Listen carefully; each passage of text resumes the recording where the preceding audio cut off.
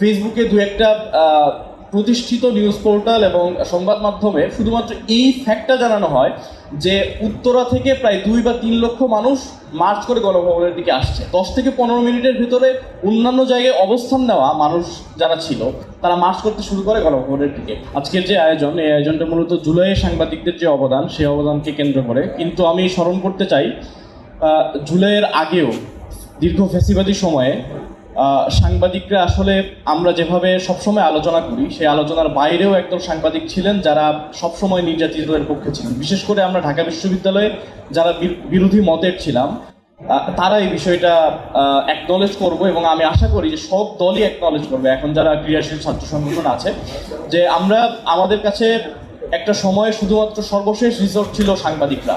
অর্থাৎ ছাত্রলীগ যখন আমাদের উপর আক্রমণ করতো, হলগুলোতে নির্যাতন চালাতো, সেই সময়েও সাংবাদিকদের কাছে আমাদের যেতে হতো যাতে করে সেই নির্যাতিত যে মানুষটা তাকে নির্যাতনের হাত থেকে বাঁচানো যায়। এরপরে কি হবে সেটা পরের বিষয়, বাট ইমিডিয়েট যে নির্যাতন, সেই নির্যাতন থেকে যাতে তাকে বাঁচানো যায়।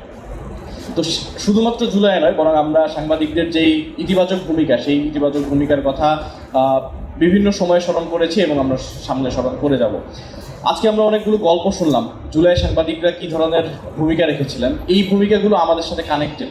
আমরা সাংবাদিকদের সাথে পুরো জুলাই কানেক্টেড ছিলাম এই কারণে, কারণ আমাদের কথাগুলো আসলে বাইরে যাওয়ার কোনো সুযোগ ছিল না। সেই সময় ইন্টারনেট বন্ধ ছিল। সেই সময় আমরা 9 দফার কথা শুনলাম। আপনারা জানেন যে টেক্সট মেসেজ, বাটন ফোনে টেক্সট মেসেজ একটা নির্দিষ্ট ক্যারেক্টারের পরে আর টেক্সট করা যায় না। প্রতিটা দফা আলাদা আলাদা করে টাইপ করে সেগুলোকে সাংবাদিকদের কাছে পাঠানো হতো। তারা বিরক্ত হতেন না, তারা বরং সেগুলোকে কম্পাইল করে তাদের হাউসে আবার পাঠাতেন। তো জুলাইয়ে প্রত্যেক সাংবাদিকদের আলাদা আলাদা ভূমিকার কথা আছে। আমরা ঢাকা মেডিকেল কলেজের কথা শুনলাম, বিভিন্ন স্পটে ভাগ হয়ে হয়ে সাংবাদিকরা তাদের দায়িত্ব পালন করেছেন। সেই জায়গায় আমরা তাদের প্রতি কৃতজ্ঞতা জানাই। পাশাপাশি একটা আহ্বান আমাদের থাকবে, যে আপনাদের হয়তো মনে থাকার কথা, 5ই আগস্টেও ইন্টারনেট সকালের দিকে বন্ধ ছিল। ঠিক এই সময়টাতে আসলে পুরোপুরি ব্ল্যাঙ্ক, আসলে কোঅর্ডিনেট করার কোনো সুযোগ ছিল না। 10টা বা 10টার কিছু পরে কিছু সময়ের জন্য ইন্টারনেট আসে এবং সেই সময়ে ফেসবুকে দু একটা প্রতিষ্ঠিত নিউজ পোর্টাল এবং সংবাদ মাধ্যমে শুধুমাত্র এই ফ্যাক্টটা জানানো হয় যে উত্তরা থেকে প্রায় 2 বা 3 লক্ষ মানুষ মার্চ করে গণভবনের দিকে আসছে।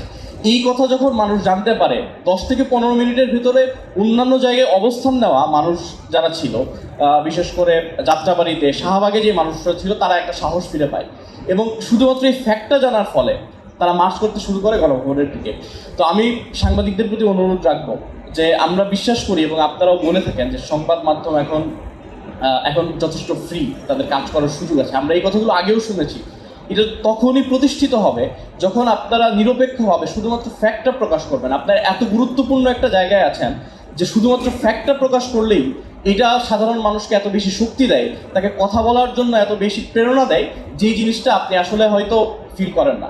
আমি আপনাদেরকে অনুরোধ করব যে ঠিক 5ই আগস্টে শুধুমাত্র একটা ইনফরমেশনের কারণে মানুষ যেমন উৎসাহ পেয়েছিল, তারা যেমন সাহস পেয়েছিল, আপনার প্রতিটা রিপোর্ট, আপনার প্রতিটা নিরপেক্ষ বক্তব্য এই সাধারণ মানুষদের, যারা মানুষের পক্ষে কথা বলে, ক্ষমতাকে প্রশ্ন করে, তাদেরকে সাহস দেয়, তাদের কথা বলার গ্রাউন্ড তৈরি করে দেয়।